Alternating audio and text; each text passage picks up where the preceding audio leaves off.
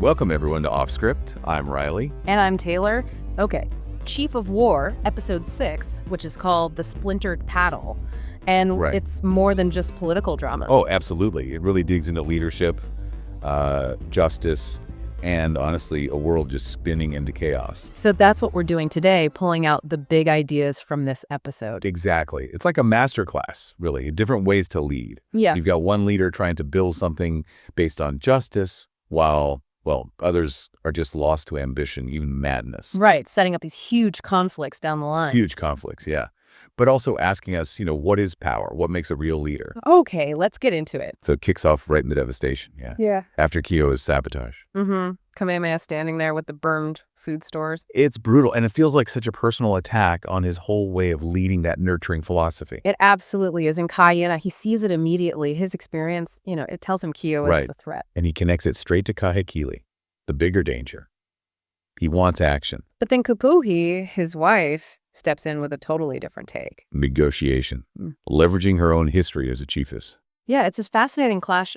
Kaeana's pragmatism may be born from trauma versus Kupuohi's hope, maybe, based on connection. And both sides make sense in context, don't they? They really do. What's key is that Kamehameha and even Kahumanu, they back Kupuohi. Which creates serious tension right away. It shows Kamehameha's willingness to break from tradition, too. That line about the women having wisdom the chiefs cannot see, that's powerful. He insists they be heard. Right. So the decision's made. Kupuohi and Kaeana are sent off. It becomes this huge test. A real-time test, exactly.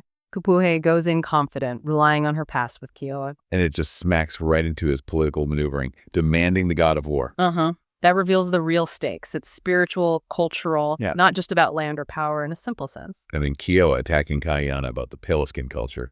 Wow. Oh, that was sharp. A direct hit on Kaeana's identity, but also tapping into this island-wide tension, tradition versus change. The whole thing failing. Yeah. It's crushing. And it proves Kaeana's fears were, well, spot on. Sadly, yeah. Pragmatism won that round, you could say. But Keōua, even though he rejects peace, he's clearly worried because he knows Kamehameha has the edge now with those foreign weapons. Right.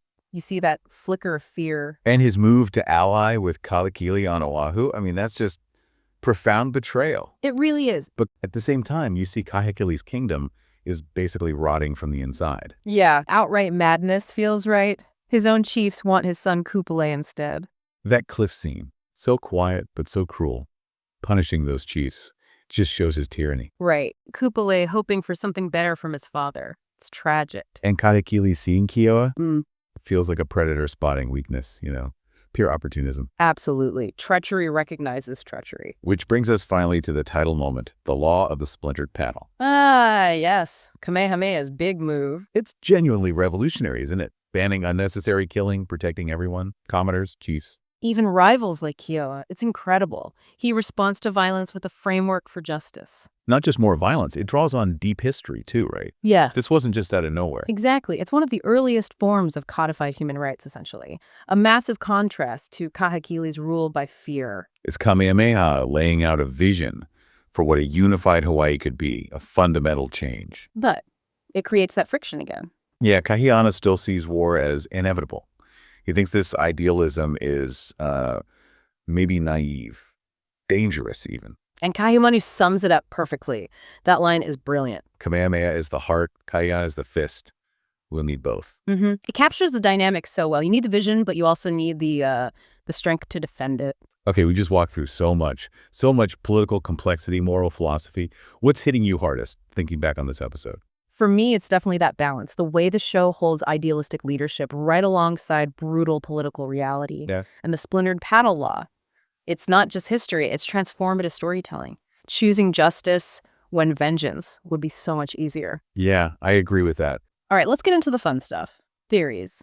Where do you think this is all going? I am absolutely convinced Kaeana's frustration with the splintered paddle is the setup for his historical betrayal. They're laying the groundwork perfectly. His Zamboanga experience taught him a brutal kind of warfare, right? So Kamehameha's approach must seem incredibly naive, especially with foreign ships popping up. Makes sense. And Keōua's deal with Kahekili, you think that lasts? No way. Doomed. I bet Kahekili plans to use Keōua against Kamehameha and then, poof, eliminate Keōua once he served his purpose. Cold. calculated. Maybe using that Opunui guy, his most unhinged warrior. Exactly. I bet Opunui isn't just there for the main fight. He's probably Right. Kahekili's insurance policy against Keōua later on, the cleanup crew. And those foreign ships. Mm-hmm. That's the game changer, isn't it? European colonialism arrives. And suddenly Kaiana's experience with European tactics becomes either crucial or incredibly dangerous, depending on whose side he's really on. But maybe the Splintered Paddle law isn't just idealism. Maybe it's strategy. Okay. Kamehameha is building loyalty, right? Protecting the common people when other chiefs exploit them. That creates a base of support rooted in trust, not fear, which could be way stronger in the long run. That's a great point, especially given the historical context of chiefs being removed from mistreating commoners. Absolutely. Okay, so where are we landing on this philosophical political beast of an episode? Because I'm giving this Splintered Paddle a strong A-. Political storytelling at its finest. Ready to defend. No, hold on. A-. Okay. I'm at a B+.